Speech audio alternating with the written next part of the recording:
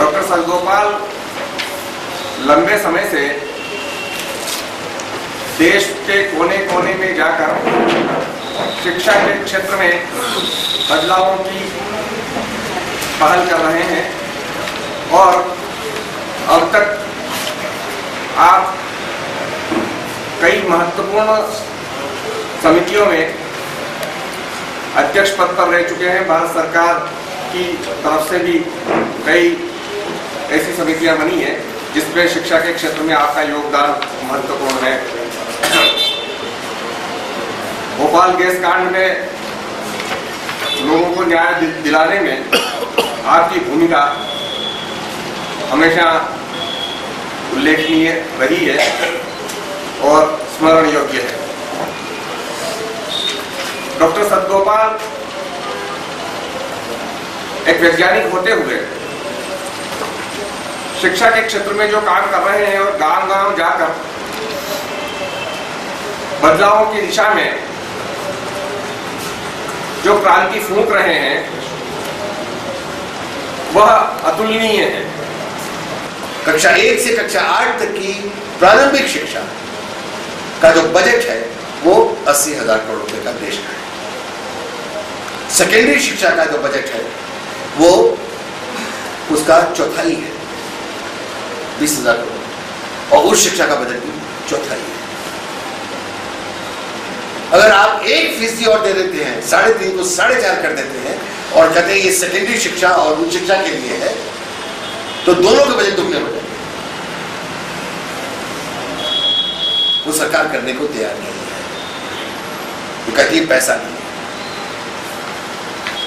जो सरकार इस देश को सुपर पावर बनाने का सपना दिखाती है, वो अगर भारत के सब बच्चों युवाओं को शिक्षित करने के लिए उनको शिक्षा का समान अधिकार और गुणवत्तापूर्ण शिक्षा का समान अधिकार देने के लिए 1% और निवेश करने को तैयार नहीं, तो बड़े सवाल खड़े हो जाते हैं कि उसकी प्राथमिकता क्या है।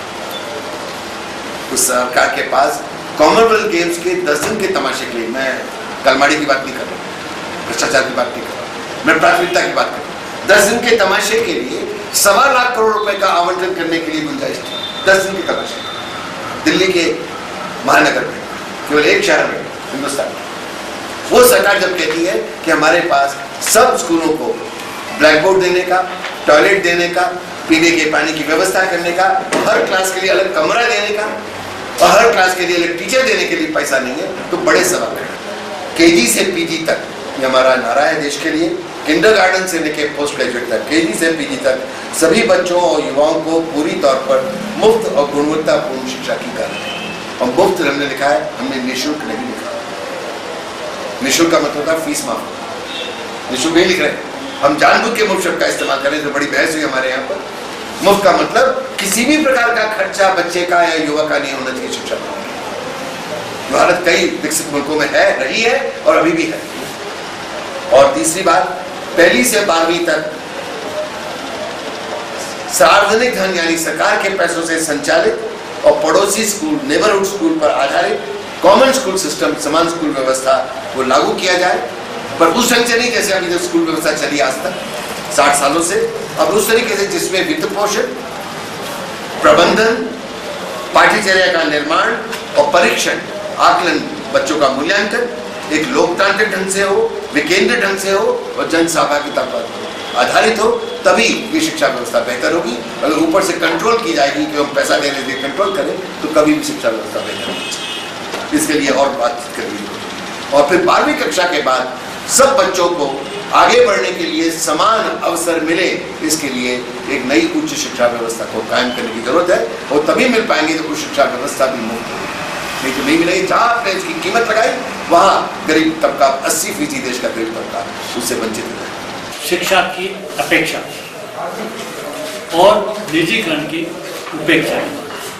स्थिति है कि पिछले 65 वर्षों की बात न कहें तो हम ये देखिए पिछले 80 वर्षों में शिक्षा में जितने एक्सपेरिमेंट हुए शायद किसी भी क्षेत्र में नहीं हुए। एक दूसरी बात ये कि शिक्षा राज्य की अनुसूची में शिक्षा, साहित्य, संस्कृति ये अंतिम पंक्तियों में है।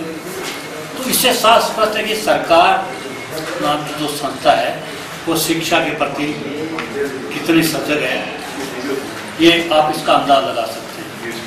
जहाँ तक सरकारी शिक्षाओं का सवाल है, ये बात सही है कि आज भी IAS IPS सर्वाधिक साधारण विद्यालयों के विद्यार्थी ही होते हैं, पब्लिक स्कूलों में नहीं होते। लेकिन पब्लिक स्कूल, सरकारी स्कूल और बीच में एक वो स्कूल भी है जिनके पास अपने कोई संसाधन नहीं है, साधारण स्कूलें हैं और साधारण गरीब बच्चे, लोअर मिडिल क्लास के बच्चों